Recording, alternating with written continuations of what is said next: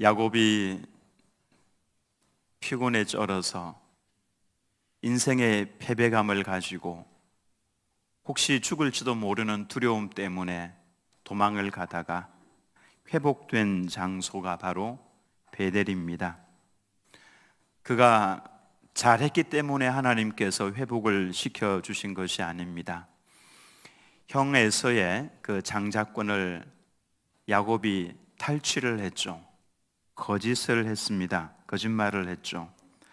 이삭이 장자권을 그 축복을 해주려고 하면서 그 전에 물었습니다. 네가 에서가 맞느냐? 예, 제가 에서입니다. 나중에 한 번 더 묻습니다. 네가 정말 내 장자 에서가 맞느냐? 예, 제가 바로 에서입니다. 대놓고 거짓말을 했고, 그로 인해서 이삭은 잘 보이지 않았기 때문에 그 에서인 줄 알고 야곱 머리에 손을 얹고 장자의 축복권을 넘겨주었습니다. 축복 기도를 해주었죠. 나중에 이 사실을 알고 에서가 동생을 죽이려고 덤벼들었습니다. 그래서 그 형을 피해서 살고자 하란에 있는 외갓집으로 지금 도망을 가고 있는 중입니다. 야곱이 잘한 것 하나도 없습니다. 잘못한 것이죠. 하나님께서 장자의 축복권을 야곱에게 주겠다라고 이미 약속을 하셨기 때문에 여러분 어떻게 하면 되겠습니까? 기도하면서 기다리고 있으면 됩니다. 그러면 하나님께서 하나님의 방법으로 장자권을 에서가 아닌 야곱에게 주실 겁니다. 근데 거짓을 통해서 이 장자권을 쟁취를 했다가 그로 인해서 지금 죽음의 위기를 맞으면서 도망을 가고 있는 것이죠. 네, 루스라고 하는 곳에 이르러 잠이 들었는데 꿈을 꿉니다. 이 꿈을 꾸고 난 다음에 야곱이 그 지명 이름을 루스에서 베델로 바꿉니다. 얼마나 감격스러웠고 얼마나 그 경험이 강력했으면 지명 이름을 루스에서 베델로 바꾸었겠습니까? 다른 이름이 아니라 베델이라고 한 여기에 의미가 있는 겁니다. 베델은 베이트엘, 베이트는 집이고 엘은 하나님이죠. 베들레헴 그러면은 베이트는 집이고 레헴은 떡이죠. 그래서 떡집인데 베이트엘 그러면은 하나님의 집이 되는 겁니다. 야곱은 지금 거기 꿈속에서 하나님의 집을 경험을 했습니다. 여러분 집 그러면은 아버지 어머니가 계시고 자녀들이 있죠. 하나님의 집 그러면 그곳에는 하나님이 계시는 겁니다. 이 그림 속에 삼위일체 하나님이 다 계시죠. 꿈속에 보니까 야곱이 잠들어 있는 그 땅에서부터 계단이 시작을 해서 사닥다리 그러면은 우리가 생각을 하고 있는 이동하는 사다리가 아니라 히브리어로 보면은 계단을 말합니다. 길을 말하는 것이죠. 계단이 땅에서부터 하늘까지 닿았는데 그 계단의 끝에 보니까 하나님 아버지께서 서 계셨습니다. 그리고 우리로 하여금 하나님께로 나아가도록 하는 유일한 길, 바로 예수님이시죠. 내가 곧 길이요 진리요 생명이니 나로 말미암지 않고는 아버지께로 올 자가 없느니라. 예수님께서 길이셔서 그 길 따라가면은 하나님 아버지를 만나 배울 수 있는 거죠. 그래서 그 계단은 바로 예수님을 상징해 주는 겁니다. 즉 하나님 아버지께서 계시고 예수님께서 그곳에 계십니다. 야곱이 꿈을 깨고 일어나서 야, 내가 알지 못했었는데 이곳이 바로 하나님의 집이었구나, 베델이었구나, 몰랐던 영적인 사실을 깨달았습니다. 성령 하나님의 역할이 이 하나님의 영적인 지식들을 깨닫게 해주시는 이 역할을 하고 계시죠. 그래서 이 꿈속에 보면은 성부 하나님과 성자 예수님과 성령 하나님께서 계시는 겁니다. 하나님의 집이죠. 그리고 그곳에 그 계단을 천사들이 오르락 내리락 하고 있습니다. 천사들의 역할은 구원받은 하나님의 자녀들을 섬기라고 보내어 주신 존재들이죠. 그들은 성도들의 모습을 하나님께 보고합니다. 그리고 성도들이 하나님께 드리는 기도와 찬송 소리를 향로에 담아서, 금 향로에 담아서 하나님께로 가지고 가죠. 영광스러운 그 향로를 하나님께 올려드리는 겁니다. 그러면은 하나님께서는 그 향을 흠향하시고 응답을 내려주시는 거죠. 천사는 그 응답을 가지고 또 이 땅으로 내려오는 겁니다. 바로 이것이 하나님의 집의 모습입니다. 얼마나 거룩하고 얼마나 아름답습니까? 근데 여기에 전혀 어울리지 않는 한 사람이 있죠. 바로 야곱입니다. 인생의 실패자이죠. 도망자입니다. 두려워서 떨고 있습니다. 조금 전에 그는 집을 잃었습니다. 나는 이제 아버지 집을 떠나서 내 어머니의 품을 떠나서 정처 없이 길을 걸어가는 나그네입니다. 그는 자신의 목적을 이루기 위해서는 거짓말도 서스름 없이 하던 사람이었습니다. 이 모습을 보면은 야곱은 특정한 한 인물을 이야기하는 것이 아니라 바로 나 자신임을 알 수가 있습니다. 그런 야곱이 하나님의 집에서 회복이 됩니다. 하나님과 더불어 대화를 나누다가 회복이 되죠. 저는 작년에 기도하면서 이 말씀을 강하게 하나님으로부터 받았습니다. 늘 이 말씀을 묵상을 했습니다. 그래서 하나님, 우리 드림교회가 바로 베델이 되게 해 주옵소서. 이곳에 오는 모든 성도들이 하나님을 보게 하시고 하나님의 음성을 듣게 하시고 회복이 되고 성숙하고 그래서 나가서 승리하는 하나님의 사람들이 다 되게 도와주십시오. 제 꿈이 이겁니다. 그래서 올해 표를 회복의 장소 이곳은 베델입니다 라고 표를 지었습니다. 저는 우리 드림교회 모든 성도님들이 교회에 오실 때마다 우리의 아버지이신 하나님 아버지를 만나고 주님으로 인하여 회복이 되어 나가 승리하는 역사가 있기를 예수님의 이름으로 축원합니다. 야곱이 이처럼 그의 믿음이 자라나게 된 배경에는 인생의 무너진 자리에서 주님을 만났기 때문에 그런 것입니다. 하나님께서는 우리에게 늘 찾아오시지만 우리가 언제 하나님을 가장 강력하게 인식을 하느냐? 아하, 하나님께서 나를 지금 받아주고 계시는구나. 세상은 나를 내치지만은 손가락질 하지만은 능력이 없다고 하지만은 하나님께서는 나를 그 모든 것에서부터 나를 막아주시고 품어주시는구나. 나를 맞이해 주시는구나. 이것을 야곱은 그의 무너진 인생의 자리에서 경험을 하게 되는 겁니다. 주님께서 나를 찾아오셔서 따지지 않으셨습니다. 야곱에게 따지지 않으셨습니다. 왜 그러냐 하면은 야곱은 가족이기 때문에 그렇습니다. 하나님의 집의 일원이기 때문에 그렇습니다. 하나님의 가족입니다. 하나님의 아들입니다. 여러분, 가족은 일단 내 편입니다. 세상 사람들은 손가락질하고 밟고 일어서려고 하지만은 가족은 그렇지 않습니다.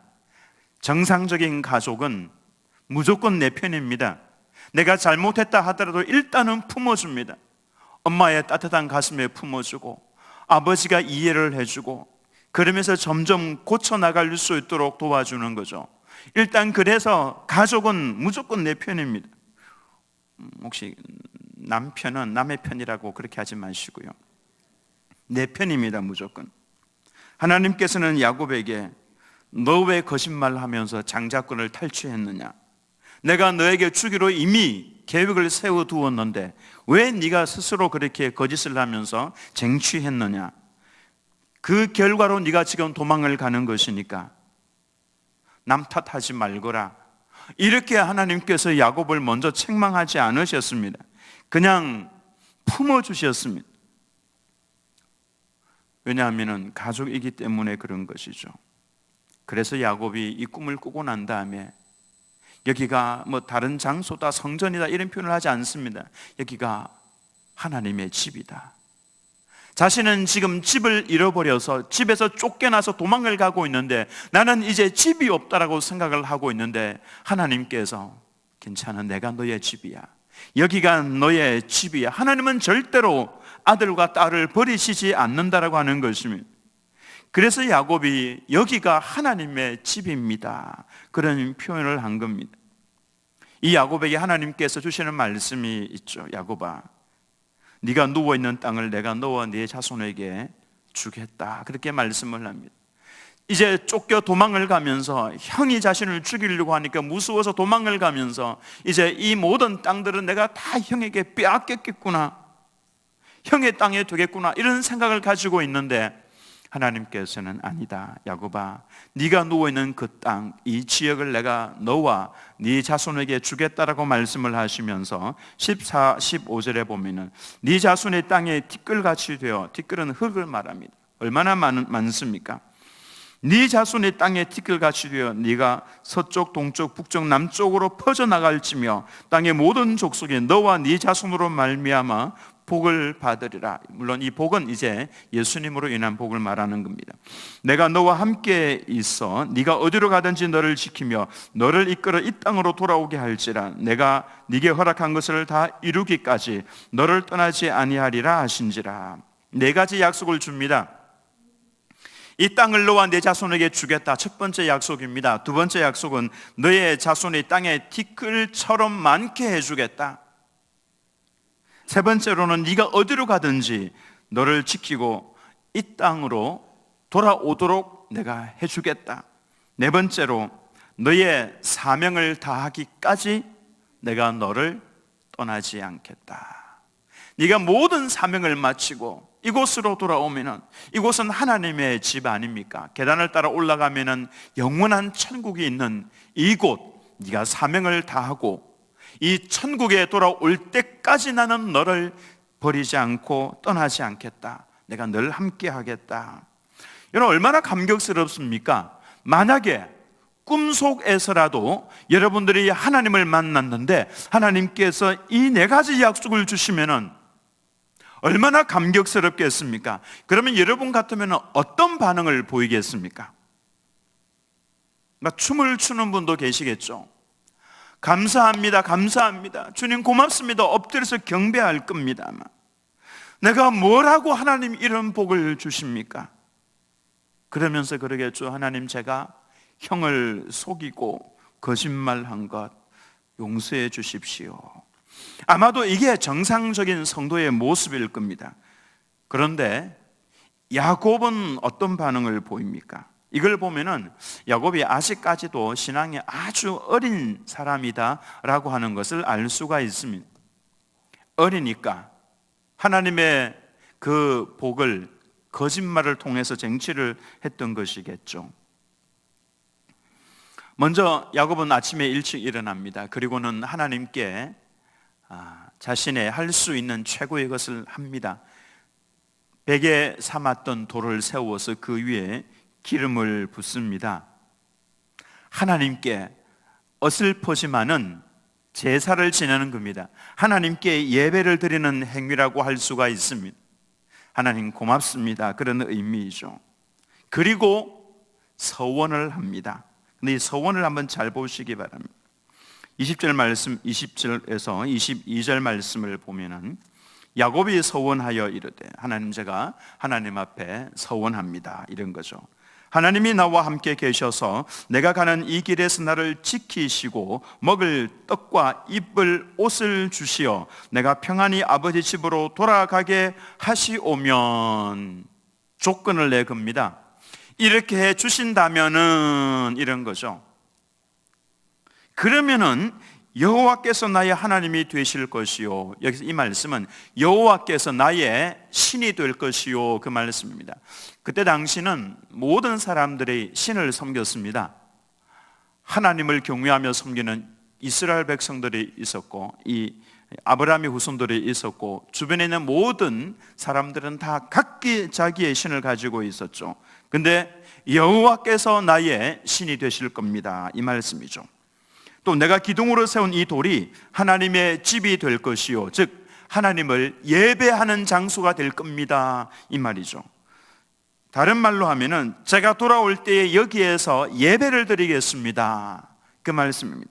그리고 하나님께서 내게 주신 모든 것에서 10분의 1을 내가 반드시 하나님께 드리겠나이다. 11조는요, 이 야곱은 이 11조 개념을 할아버지 아브라함에게서 배운 겁니다. 아브라함이 가나안의 북쪽의 4개 연합국과 더불어서 아브라함이 전쟁을 수행을 했죠. 이거 백전백패입니다마는 4개국 연합 왕과 그 군인들과 더불어서 아브라함이 집에서 길리웠던 병사들 318명과 더불어서 전쟁을 수행을 하는데, 놀랍게도 모든 사람들이 다 아브라함의 백전백패다라고 생각을 하고 있을 그때에 아브라함이 승리를 쟁취합니다. 아브라함은 그때 알았죠. 이건 내 힘으로 한 것이 아니다라고 하는 것을. 그래서 이 모든 전쟁의 승리는 하나님께서 주신 겁니다라고 고백을 하면서 전리품의 10분의 1을 떼어서 하나님께 드렸습니다. 멜기세덱, 하나님에게 드린 겁니다. 이것은 이 모든 전쟁의 승리는 하나님의 것입니다라는 신앙의 고백이죠. 우리가 11조 예물을 하나님께 드리는 것은 내가 가지고 있는 모든 재물들, 그리고 내 생명까지도, 내 존재 전체가 다 하나님의 것입니다 라고 하는 신앙의 고백이 바로 그 11조 예물이다라고 하는 것입니다. 그래서 11조 신앙생활을 하는 성도는 거의 흔들리지 않습니다. 넘어져도 금방 일어납니다. 왜냐하면 내게 제일 소중한 것을 하나님께 드리고 있기 때문에 그런 것입니다. 근데 야곱은 하나님께서 만약 이렇게 해 주신다면은 하면서 조건을 내어 걸고 하나님과 더불어 협상을 하고 있습니다. 그렇게 해 주시면은 내가 이렇게 하겠습니다. 그러니까 아직 어린 신앙임을 보여주는 것이죠. 어떻게 기도를 하면은 좋겠습니까? 주님, 감사합니다. 제가 돌아오기까지 함께 해주시겠다고 약속을 해주셔서 고맙습니다. 제가 아버지 집으로 돌아올 때, 주의 은혜로 아버지 집으로 돌아올 때 여기에서 제가 하나님 앞에 예배를 드리겠습니다. 기둥으로 세운 이 자리에서 하나님께 제가 예배를 드리겠습니다. 그리고 주님께서 제게 주신 그 모든 것의 10분의 1을 하나님께 제가 반드시 드리겠습니다. 이렇게 기도를 해야 정상인데 협상을 하고 있는 겁니다. 지금 해 주시면은 이렇게 하겠습니다, 이렇게 이야기하고 있는 것이죠. 그런데 야곱이 조건을 내걸었던 내용 잘 보시기 바랍니다. 내가 가는 이 길에서 나를 지키시고 먹을 떡과 입을 옷을 주시어 평안하게 아버지 집으로 돌아오게 해 주신다면 할 때 이 조건을 한번 보시기 바랍니다. 첫 번째로, 지켜주신다면, 두려움이 있다라는 뜻입니다. 내가 가는 이 길 알지도 못하는 길인데 가다가 강도를 만날 수도 있고 가서 또 누구를 만날지도 모르고 죽을지도 모르는데, 그래서 하나님 지켜주신다면 조건을 내걸고 있죠. 먹을 떡을 주시고 입을 옷을 주신다면, 이게 뭡니까?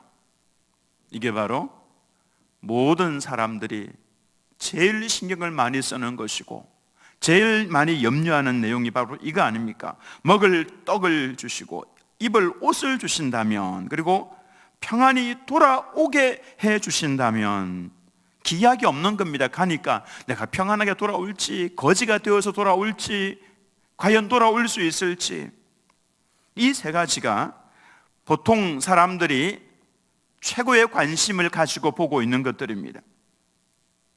먹을 것과 입을 것. 그런데 예수님께서 특별하게 부탁을 하신 내용이 있죠. 마태복음 6장 30절에서 33절 말씀을 보면, 오늘 있다가 내일 아궁이에 던져지는 들풀도 하나님이 이렇게 입히시거든. 여러분, 들풀 보면서 야, 정말 귀하다, 이거 정말 소중한 거야, 이렇게 합니까? 아니면 그냥 뽑아서 버려도 별로 신경을 쓰지 않는 것이 들풀입니다. 잠시 있다가 사라진다고 하더라도 그것 때문에 슬퍼하거나 아파하거나 그렇게 하지 않습니다. 흔하고 흔한 것이 들풀인데, 하나님께서 이 들풀을 이렇게 귀하게 입히시고 먹이신다라고 하는 겁니다. 하물며 너희 일까 보냐, 믿음이 적은 자들아. 예수님께서 지금 탄식하고 계시는 겁니다. 들의 백합화를 한번 보세요. 저 백합화가 입고 있는 저 옷이 솔로몬의 부귀영화와도 비교가 되지 않을 정도로 멋지고 아름다운 옷이다. 아버지께서 그렇게 먹이고 입히신다라고 말씀을 하고 있습니다. 그런데 하물며 너희일까 보냐, 여기엔 탄식에 들어가 있는 겁니다.